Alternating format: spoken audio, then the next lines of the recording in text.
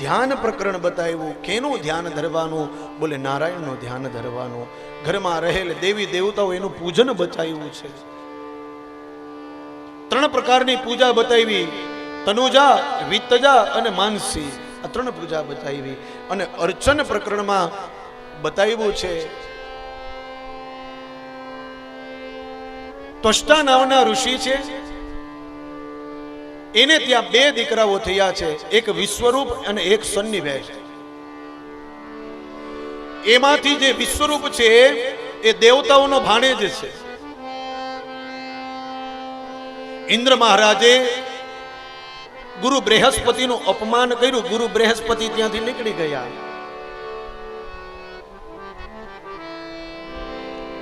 હવે ગુરુ વયા ગયા ગાદી છોડીને, તો કરવું શું?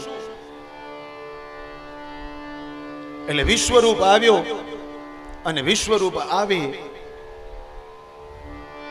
અને નારાયણ કવચનો પાઠ આપ્યો છે ઇન્દ્ર મહારાજને. અને એ દેવનો ગુરુ બની ગયો. ઇન્દ્રનો વિશ્વાસ જીતી લીધો. એક દિવસ બન્યો એવું કે એ વિશ્વરૂપ યજ્ઞ કરી રહ્યો હતો અને યજ્ઞ કરતા કરતા ઘણા બધા રાક્ષસોને એ યજ્ઞમાંથી ભાગ આપી રહ્યો હતો. અને આ દ્રશ્ય ઇન્દ્ર મહારાજ જોઈ ગયા અને ઇન્દ્ર મહારાજથી સહન ન થયું એટલે ખડગ વડે આ વિશ્વરૂપનું મસ્તક છે એ છેદી નાખ્યું. એ મસ્તક છેદ્યું. એમાંથી 3 પક્ષી ઉડ્યા. એકનું નામ છે કિંજલ, બીજાનું નામ છે તિતલ અને ત્રીજાનું નામ છે કિકલ. હવે ઇન્દ્ર મહારાજને બ્રહ્મ હત્યા લાગી. ઇન્દ્રનું વાસન ગયું.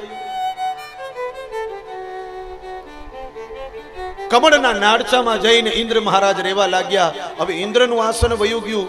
ઇન્દ્ર કોઈ બનાવવા પડે, કરવું શું? અને ત્યારે એ સમયે નહુષ નામના જે રાજા હતા એને ઇન્દ્રનું આસન આપ્યું. પણ નહુષ રાજા ઇન્દ્રના આસન ઉપર બેઠા ને, ઘણા લોકો હોય ને એને મોટું આસન પચે નહીં, એને તમે ઊંચા આસન ઉપર બેસાડો ને એટલે અભિમાન આવી જાય. 2-3 પ એવા છે નરેન્દ્રભાઈ કે એ બધાને પચે નહીં. એમાં સૌથી પહેલો પ પુષ્પમાળા. પુષ્પમાળા કોઈને પચતી નથી. એક ફૂલનો હાર છે ને એ અભિમાન આપી દે. બીજો પ પ્રતિષ્ઠા. કોઈને તમે પ્રતિષ્ઠા આપી દો ને, તમારા જેવો કોઈ છે જ નહીં. ઘણા લોકો એવા હોય એને પ્રતિષ્ઠા પચે નહીં. અને ત્રીજો પ છે એનું નામ છે પદવી. તમે ઊંચા આસન ઉપર એને પદવી આપી દો ને, બેસાડી દો એટલે ઘણાથી સહન ન થાય, પોતાનું ધાર્યું કરે. નહુષ રાજાએ પણ એવું કર્યું. ઇન્દ્રના આસન ઉપર બેઠો. ઇન્દ્રની પત્ની ઇન્દ્રાણી ઉપર એની નજર ગઈ અને ઇન્દ્રાણીને કહ્યું કે હવેનો રાજા હું છું, તો મારે તારા સાથે વિવાહ કરવા છે. ઇન્દ્રાણી ગયા નારાયણ પાસે. નારાયણને કહ્યું કે આ નહુષ રાજા આવું કહે છે, શું કરવું? બોલે કાંઈ વાંધો નહીં, એને હા પાડો ને કહો તમારા સાથે લગ્ન કરવા તૈયાર છું. પણ જાન લઈને આવો ત્યારે એવું વાહન લઈને આવો કે આજ સુધી કોઈ વરાજો લઈને આવ્યો ન હોય, તો હું તમારા સાથે વિવાહ કરું. આવું કહો એને. નહુષ રાજાને કહ્યું ઠીક છે. જાન લઈને નીકળ્યા છે નહુષ રાજા અને સવાર થયા કેના ઉપર? તો કે વિદ્વાન ઋષિવરોને એની ઉપર સવાર થઈ, એની ઉપર બેસી અને ઋષિવરોને ચલાવ્યા. ઋષિવરોને ક્રોધ આવ્યો, એને શ્રાપ દીધો નહુષ રાજાને. નહુષ રાજા ભસ્મીભૂત થઈ ગયા. ફરી પાછું ઇન્દ્રનું આસન ખાલી થઈ ગયું. બ્રહ્માજી ગોતવા નીકળ્યા. પેલા ઇન્દ્ર હતા એ ગયા ક્યાં? કમળના નાળચામાં હતા, એમાંથી બહાર કાઢ્યા. ઇન્દ્ર મહારાજને કહે અહીંયા કેમ સંતાઈ ગયા? બોલે બ્રહ્મ હત્યા લાગી છે. બોલે તમારી બ્રહ્મ હત્યા દૂર કરી દઈ. કેવી રીતે?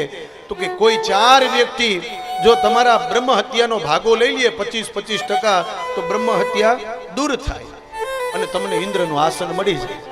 તો એ 4 વ્યક્તિઓએ એ બ્રહ્મ હત્યા એ ઇન્દ્રનું પાપ સ્વીકાર કર્યું છે. કાન ખોલીને સાંભળજો.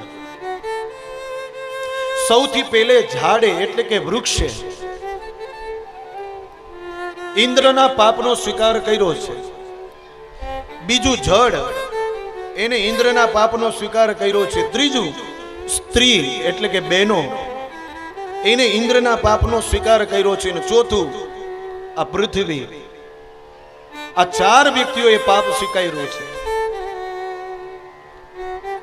જે વૃક્ષમાં ગુંદર આવે એ જ વૃક્ષમાં ફળ પાકશે. જે જળમાં શેવાળ હશે એ જ જળ મીઠું બનશે.